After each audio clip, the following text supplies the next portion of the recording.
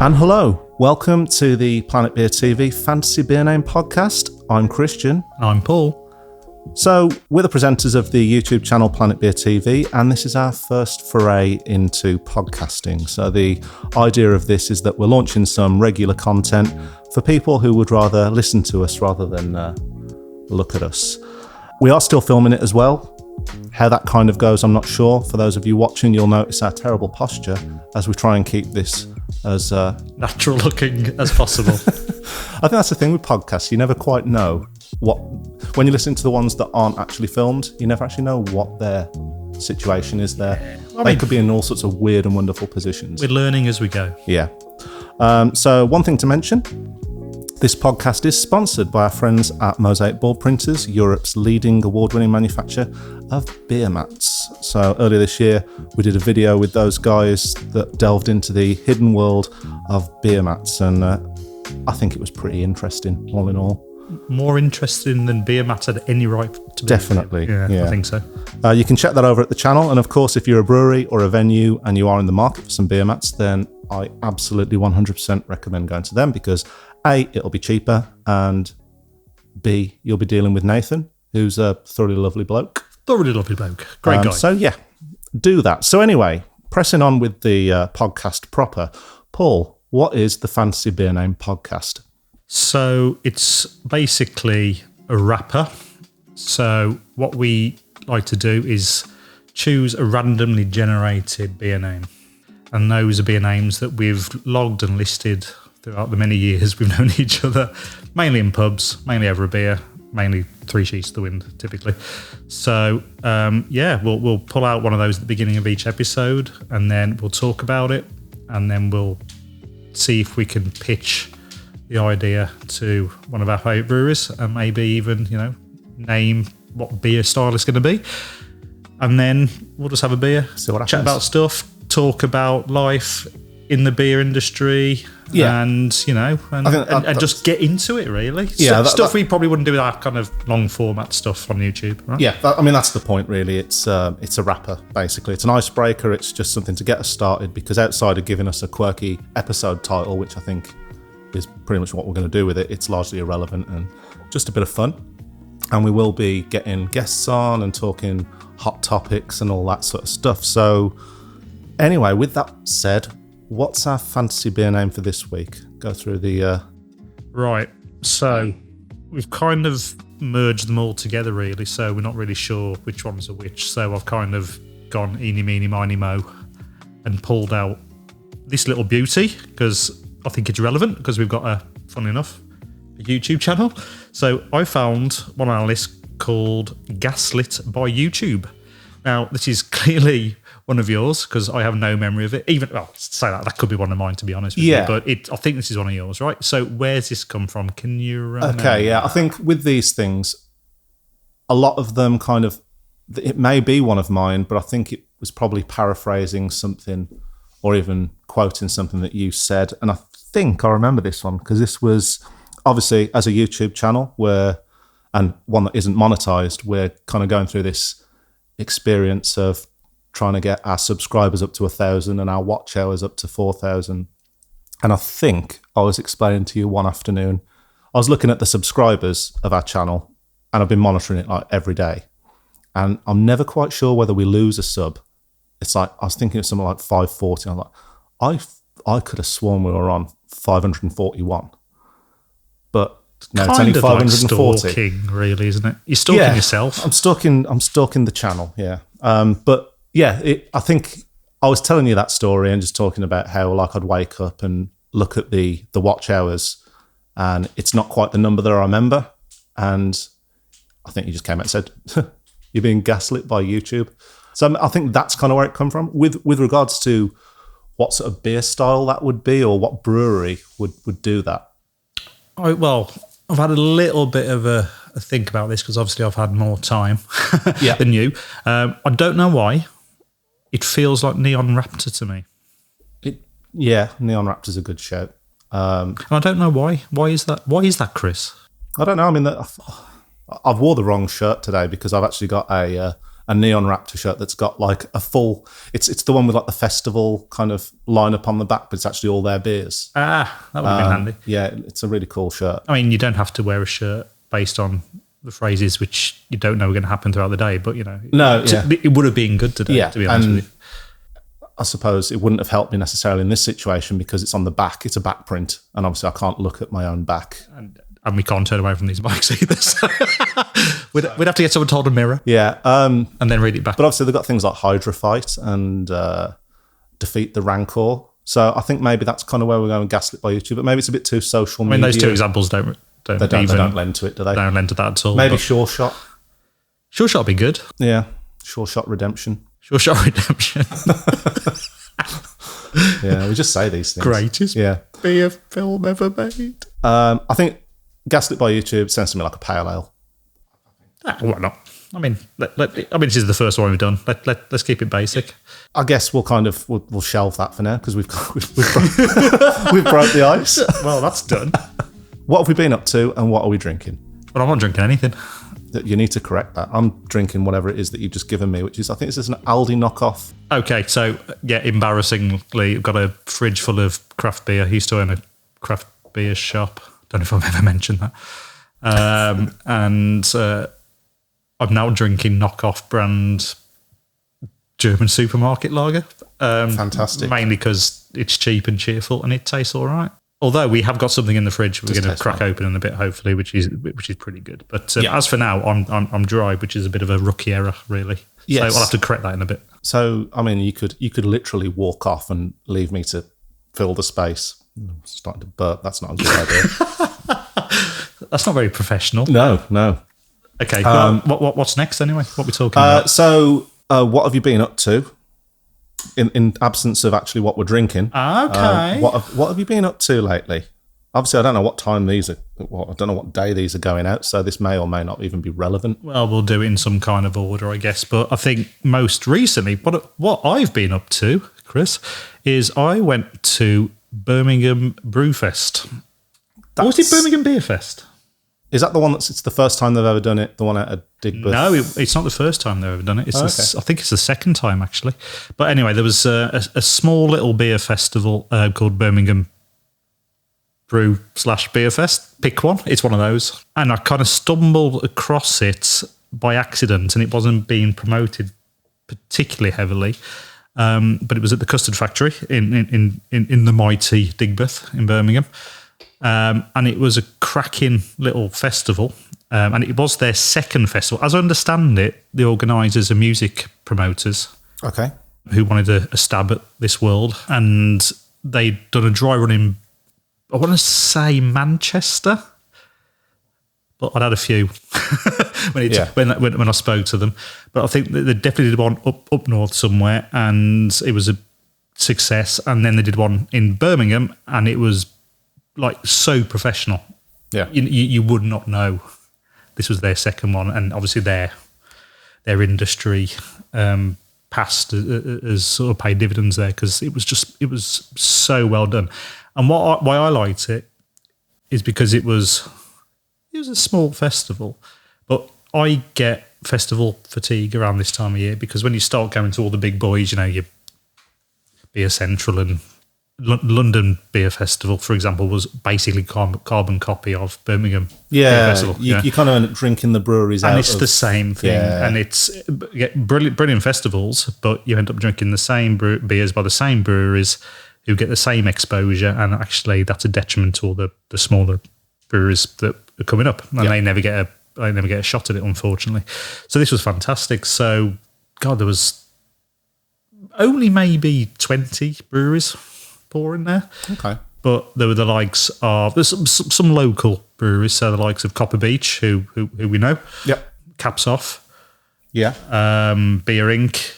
In fact, Siren was there, and they were probably the only sort of big, well-known brewery, I think. Yeah. And but they were keeping it compact and bijou as well. So it's a good selection, basically, of some small breweries. It's a great selection of small breweries, and it wasn't overly packed because they obviously didn't have a very particularly big venue. There was probably 800 people there all in, tops. And you met one of our new friends that we've made. Our new friends, the biggest man in the world. In personality, especially. I think physically as well. He's not that big. Not compared to you.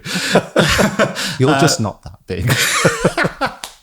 So there's a guy called Cam who might be known to some of our listeners and viewers, hopefully. Beer Guide Worldwide? Yeah, he goes under the moniker of Beer Guide Worldwide on the gram and various other socials. He's a real character, and he knows his stuff. He gets about a bit, the little beer slag.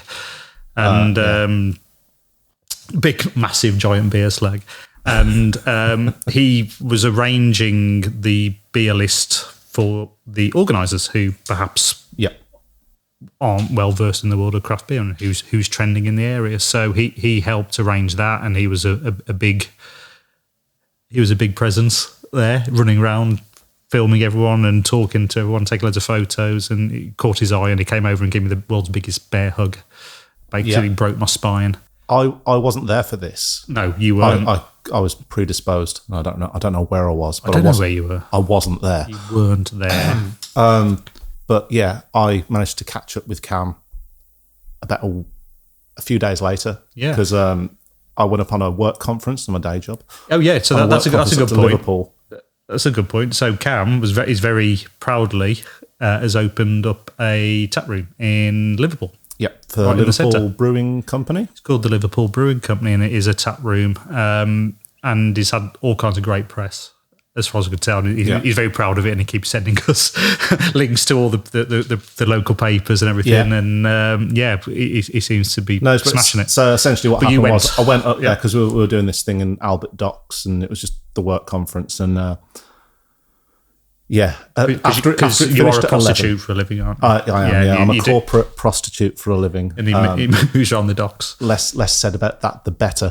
But yeah, I went up there for the conference, and then about 11 o'clock, we got the bar closed there. 11 o'clock in the evening, we got kicked out, and everyone kind of moved on to this bar called Soho. Now I don't know if anyone from Liverpool will be aware of Soho. I wish I was aware of it beforehand, but I don't think it was my kind of place. Like I went there. Everyone from work was going. They were all piling in. And I literally got to the steps and I was like, no, this is not me. This many drinks in. There's like a bubbling element of trouble, and you kind of get that. And I wasn't in the right headspace for that. And I realised I'd also caught up with Cam, and I said, if I can make it over, I will. It was about 11:30 in the evening, and he closes at midnight. And I just thought, it's 5 minutes away from where I am. It's opposite Lime Street Station. I'm just going to go and have a walk up there, even if I just get in there for a quick half to see me off to bed. Got there, and like you said, sees me from across the bar, big bear hug, comes over, and then, didn't leave the pub until about 2 in the morning. So we had a nice little lock-in. Nice. Courtesy of Cam. And yeah, it was great to finally catch up with him. Obviously, we talked about the beer festival and the fact that he met you. And it was good because that means he's met both of the guys from Planet Beer TV, all in kind of at the same time without it being in the same place. Yeah. So, all good. Yeah, so the knock on from that is we'll be going down to their Bristol version they're going to do. Yes, maybe in September. Maybe do some filming. Don't know yet. We don't know what that's going to look like, but we're definitely going down. It would be cool to do something that's kind of festival based. I think we definitely will. Paul, I am going to exercise some executive power while I'm here. Prima nocta. Yeah, let's just go. And I'll try and fill the gap, fill the dead air while you go and walk off in the background and grab it. So, I suppose next up for we've got a couple of things to talk about. Obviously, there's a lot of things going on in beer world at the time of recording this. Obviously, we're based in the West Midlands, specifically in the Black Country, and there's a very famous pub that was owned by Marston's that was burnt down, sold, closed, burnt down, and then demolished all in the space of a week or so. Yeah. I mean, unbelievably dodgy. But no, we don't know that. No, come on. There's no evidence to say there's foul play there. I mean, the fact that he made the national news that quickly was actually I am so glad. Surprising. I mean, I get there's a kind of thing about it where people say, well, people never went there anyway. And maybe there's an element of truth to that, because it was set back in a quarry. It's quite out the way. You have to kind of drive or get a beer bus to get there. Yeah. And to be honest, Marston's have done a very good job of running it into the ground as well, despite whatever publican or whatever they can kind of bring in. They're not giving the publicans much to work with, and I think that's always been the case with Marston's. In balance, I heard that it was coming back a bit from the brink, but they're looking at small mercies. They put a new roof on it in January, so before they agreed to then sell it. Yeah, it's sold to the people that own a waste landfill site on the same quarry next door to them. And yeah, essentially they've bought it. Then they said that they were going to use it for alternative use, which meant that it might be closed as a pub. And to make sure of that, it was broken into.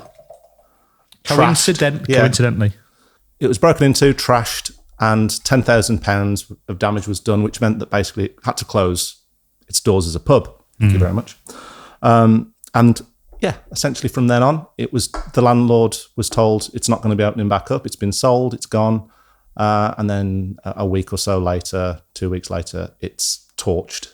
We can't say if there was anything dodgy. I mean, it's not like the access to the roads was blocked. Which it was, yeah. But it's just a coincidence, obviously. Yeah.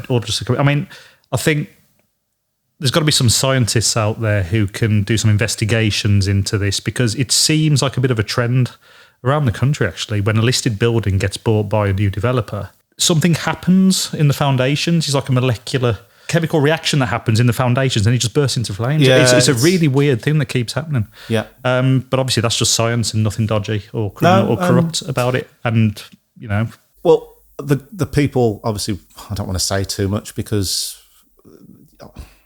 I guess that's not the right thing to do until all the details have come out. But obviously, as of time of recording, it's gone down as an arson. I like to think that the kind of big uproar that's kind of come from this and the fact that it's made national news, and obviously not all of these combustible old pubs that you've just alluded to there, not all of those are lucky enough to get that coverage, which fortunately this one has, and it has caused a bit of a shockwave. And I'm hoping for whatever kind of beer used to be on there, whoever it was owned by, whether or not you could only get Sunbeam by Banks's and it was fucking shit, doesn't really matter. It was an iconic building. Yep. It was great to be in. One of the only places you can roll a marble up a fucking bar.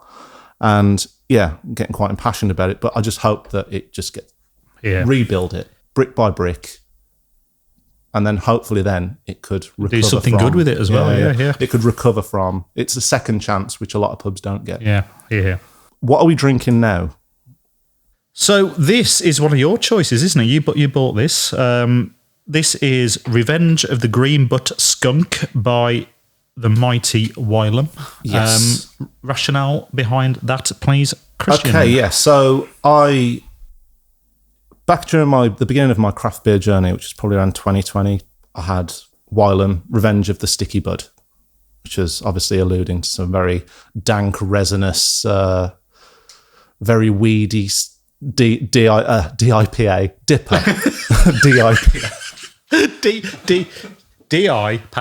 DIPA. Yeah, a big dipper that for me, it was thick, chewy, some great hops in it. And it never came back, and I was always looking out for it. And then obviously fast forward to 2023, August, I was in the local tap room, Hot Vault, yesterday, and I saw Revenge of the Green Butt Skunk.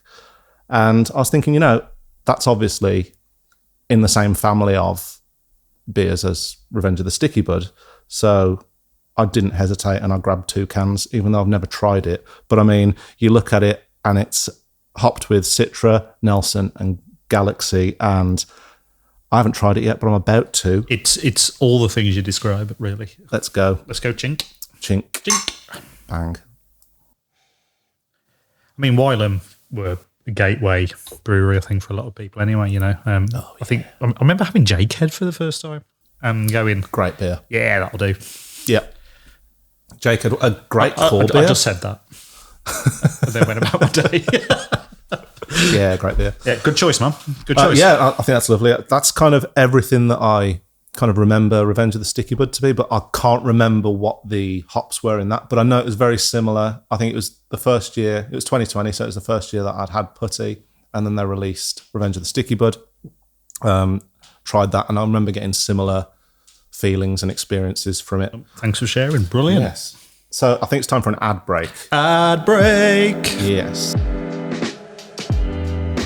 This isn't any normal ad break.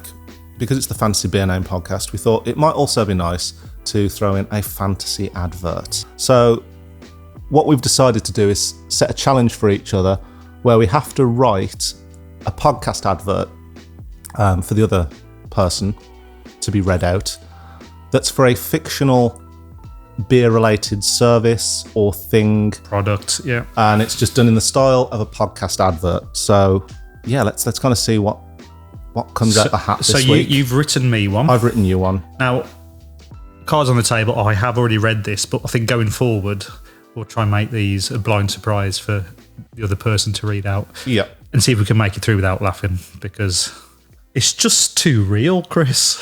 It's a bit weird, isn't it? Let's do this. And now, time for a word from Planet Beer TV's fantasy sponsor. Do you love craft beer but hate when it goes flat? Do you wish you could measure how much foam is on your beer and how long it will last? Do you want to impress your friends? If you answered yes to any of these questions, then you need the Sud Buddy. The Sud Buddy may look like a digital thermometer, but it's actually a foamometer. I've been using it for a few weeks now, and I have to say it's amazing. The Sud Buddy tells me how much foam is on my beer and how long it will last. Just take it out of the case, point at your pint, and the Sud Buddy will tell you how thick the head of your pint is. One of my favourite things about the Sud Buddy is a feature called retention projection, which measures the number of bubbles bursting at any one time. It gives me an estimate of how long the foam will stay on my beer. The Sud Buddy is easy to use, fun to watch, and compatible with any smartphone, and you can share the results with your friends. Now, I know what you're thinking.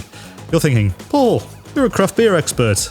You don't need a device to tell you about your beer. And you're right, I don't. But I have to admit, the Sud Buddy has impressed me. It's not just a gimmick, it's a useful tool that helps me enjoy my beer even more. It also helps me learn about different types of beer and how they behave, and it's fun to use. I mean, who doesn't love a good challenge?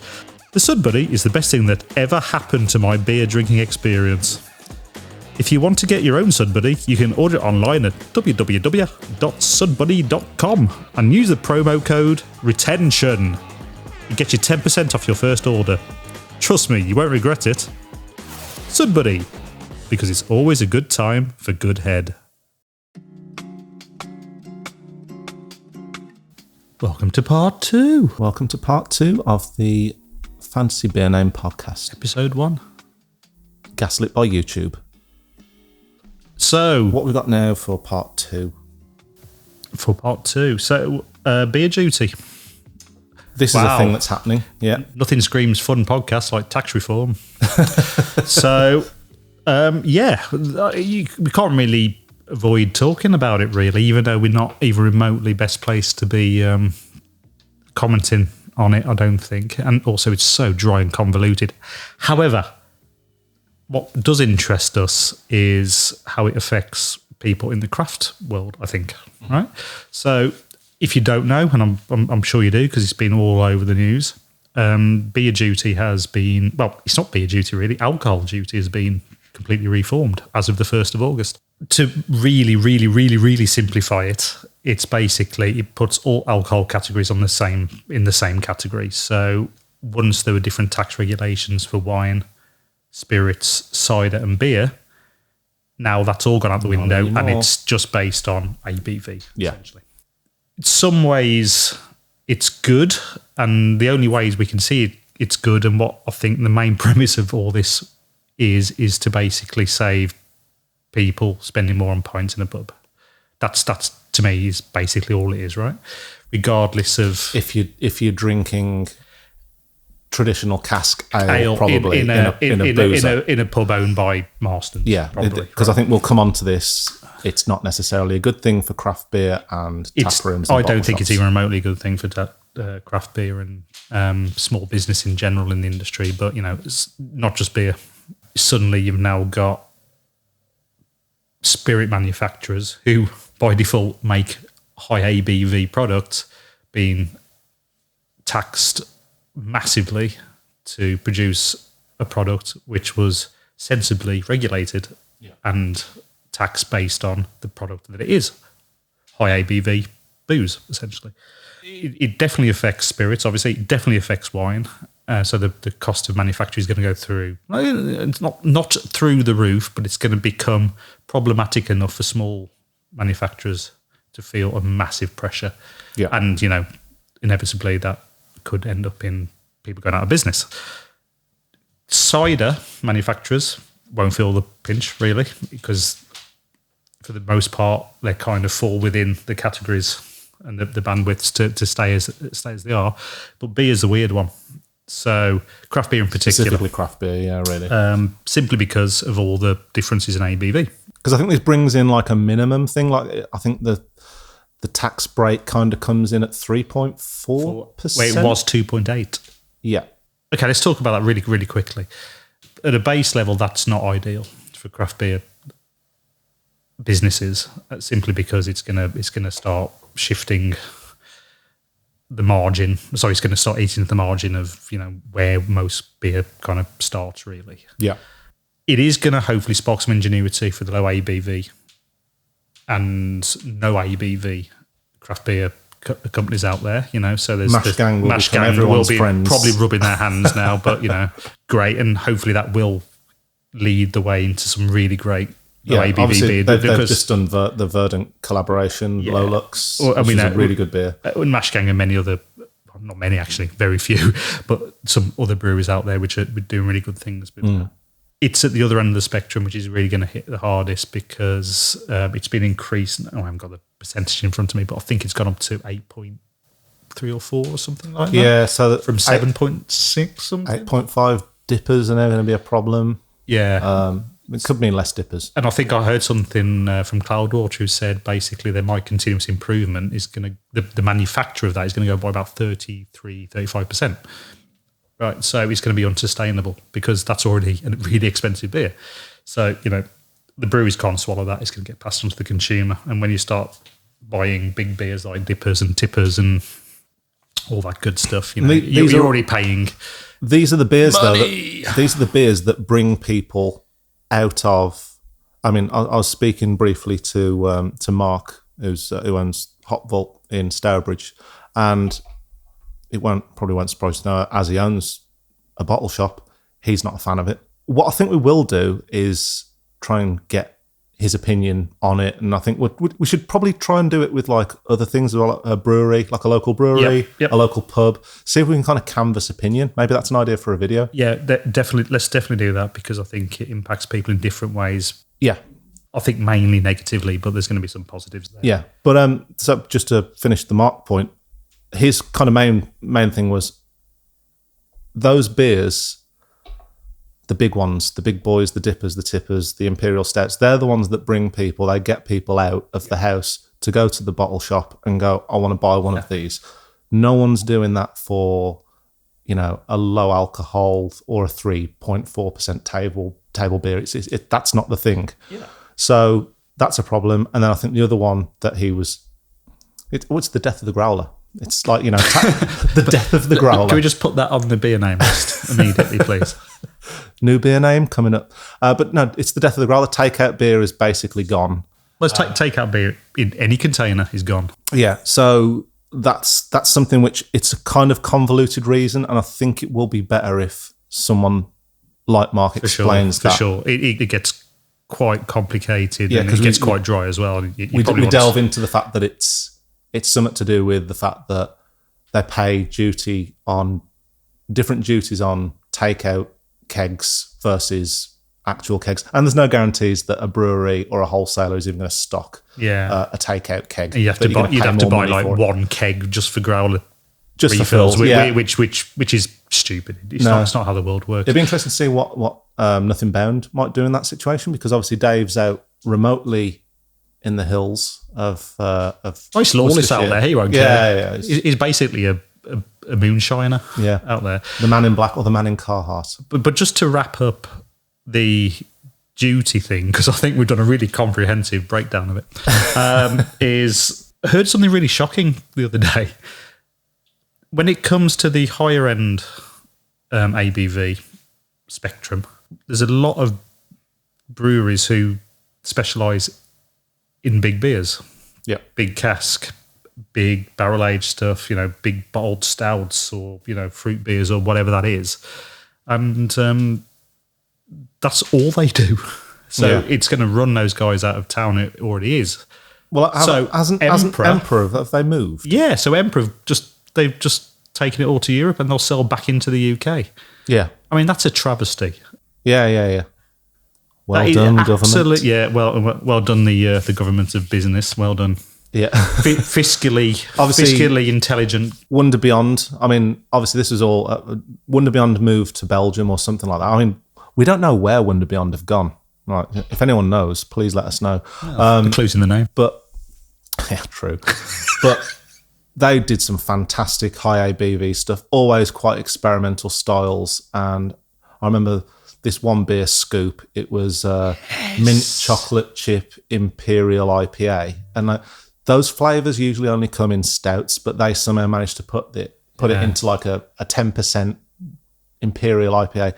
And it was glorious. But yeah, they obviously wrapped up in January time, and I think they've moved to Europe. And yeah, maybe saw the writing on the walls coming, but that's going to help them because maybe they can now sell back into the UK, and your beer's going to get more expensive, I think, is the bottom line. And that's it, right? So how many small breweries are in a position to even be able to think about doing something like that? It's not. Most small breweries are starting out on their journey, or they're doing it part time. That's the reality of stuff. You just can't do it. So yeah, I think we're in for a sad couple of years, really. I think there's a video in this, and maybe we should, at the very least, start maybe at Nothing Bound, because one of us is going to have to drive. But we just head out there, speak to Dave from a man in his barn brewing perspective. What does it mean to him? Then we'll make our way back to Stourbridge, dump the car. Then we can perhaps go to a pub, like maybe the Wagon. It just sounds like the Wagon. Saturday, to be honest. Okay, let's do it. Yep. Dan at the Wagon, so we could talk to him, talk about it from a pub perspective. Yep. Then we could go to the Hop Vault, obviously pick Mark up on it, and then fuck it, Green Duck. Yep. Fuck it, why not? Yep. That's Stourbridge-based brewery, traditionally in cask, so kind of at an opposite end to what Nothing Bound do, or obviously more crafty. Green Duck are traditionally more cask. So I think we'll get a variety of views. And like I say, maybe we will be able to pick the positives out from that. We'll see. Not that I think it necessarily is a positive at all. No, I remain sceptical. Yeah, because ultimately, I look at where's my main custom. It's at a bottle shop and a tap room. Agreed. And if they're telling me there's going to be less double IPAs, there's going to be more expensive imperial stouts, or less of those. Less Emperor beer, less everything's Tartarus. Everything's below 2.8%. Yeah, fantastic. Thanks. Yeah, I'm going to drive here. Yeah. No, but I mean, it's interesting. We'll see what comes of it. And yeah, that kind of wraps up, I guess, beer duty in the UK. That's that done. That's a whistle-stop tour of the new tax reforms. Brought to you by Fantasy Beer Names podcast by Planet Beer TV. So yeah, I don't know kind of where we go from there. I think that's kind of it, really. I mean, first episode, bit of a chit chat. Yeah, see what sticks. Yeah. I mean, we're going to keep doing these. I think the idea is we're going to do them every 2 weeks, or we'll release one every 2 weeks. And ultimately, we want to make sure that we've got some regular content going out. We can bring guests on. We can talk about some of the recent video that we've done. So the week before, I've basically ripped off Craft Beer Channel because obviously they've got The Bubble. The Bubble's a great podcast. It ain't broke. And what I like about The Bubble is that they just get to talk about they talk about that, but they also talk about the video they've just released that week and kind of all the stuff that's kind of gone into it. And it's a nice little behind the scenes, but also we can tee up kind of what's coming. Yep. We do have some exciting stuff coming. We'll talk about the next episode. I think. Yeah, I mean, I think what we're going to do now is do like episode 2, just so we're making the most of the time. Yep, let's do it. Thank you very much for joining us. Thank you. For episode 1, Gaslit by YouTube. And we'll see you next time on the Fancy Beer Name podcast. Bye. See ya. Bye.